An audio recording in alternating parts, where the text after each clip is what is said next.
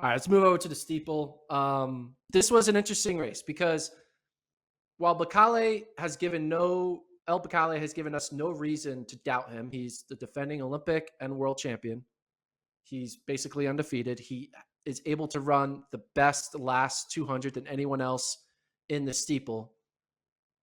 But this year we had a world record, and that was Germa. Germa ran the world record, and he didn't just run a world record. He also ran fast 1500s. He ran a 3:29 1500, so we knew he had speed. World record plus speed, that should be the ingredient to beat the dominant figure in El Bakkali. And it looked like Germa was kind of setting himself up for that. He looked good. He pushed the pace like 3 laps out. And Bakkali had like a grimace in his face, but maybe it was just like the sweat or squinting.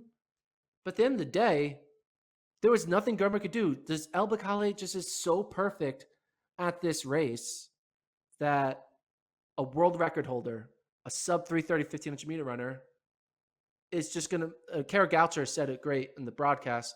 Like in the last 200, Germa just became another runner. He compared to Bakkali. Like Germa looked like the world record holder for the first 2,800 meters, but in the final 200, El Bakkali looked like the world record holder, and Germa just looked like an average 8:10 runner. So I don't know. I was wrong. I thought there would be an upset. I bet money on Germa to win, lost, but I'm never gonna make that mistake again. I've decided. Do you think Bakkali got into Germa's head a little bit?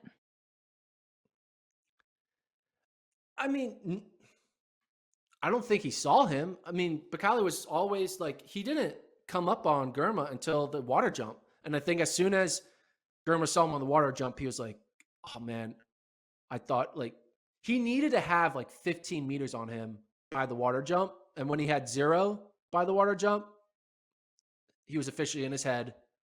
And he knew, I cannot run these final 200 meters with him. I'm just going to look backwards. And he like, as soon as he passed him at the water jump, he didn't think, oh, go get him. He immediately looked backwards and was like, all right, I got second. That's cool. He immediately, he didn't even try in the final 200 meters. He immediately went to, I'm just going to cruise and finish second. Well, that's what I'm saying. I wonder if like when that move did happen, if that immediately triggered something in his head like, oh, okay, getting past, wasn't expecting this. Here I am. Last water jump. And we're just gonna, I don't want to say settle for second because you're the second fastest man in the world, but like you're coming around that turn, and I feel like you just, I feel like you just got to grind and just get after it. So, yeah, but like you said, he immediately just turned around and wanted to make sure no one else was just creeping up behind him. So I think we need to start having this conversation now. We need to start comparing Ezekiel Kemboi, who we right now call the GOAT of the steeple, to El Bakkali. So I'm going to bring up El Bakkali's now credentials.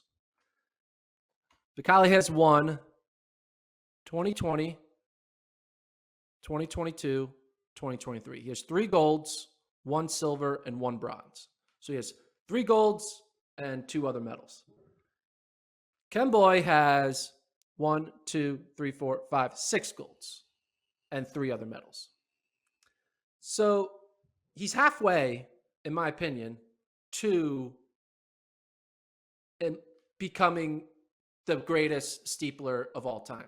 Kemboi still has it because Kemboi got the 6 golds.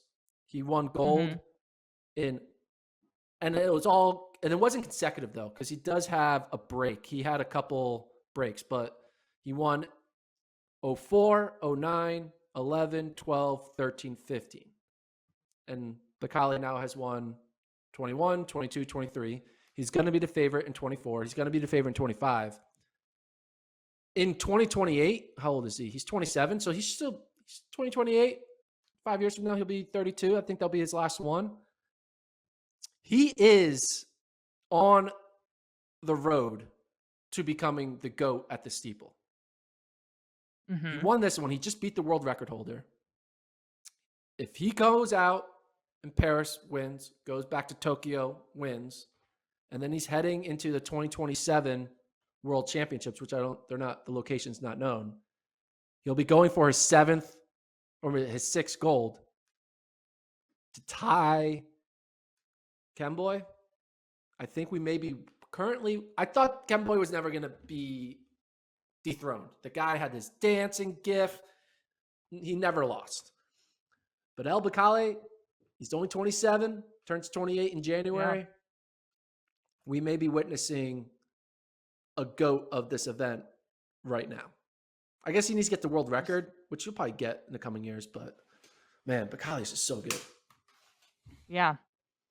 It's just kind of similar to what we talked about yesterday with Grant in a similar manner, right? Like Grant won all these worlds. He's missing Olympic gold.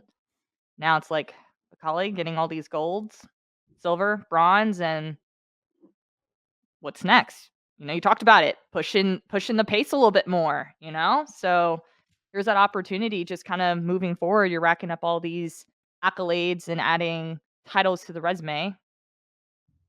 Perfect opportunity to go after that world record. You just beat the Let's try world to see record how many. holder, so that again gives you confidence moving forward. So he's 4-0 this year.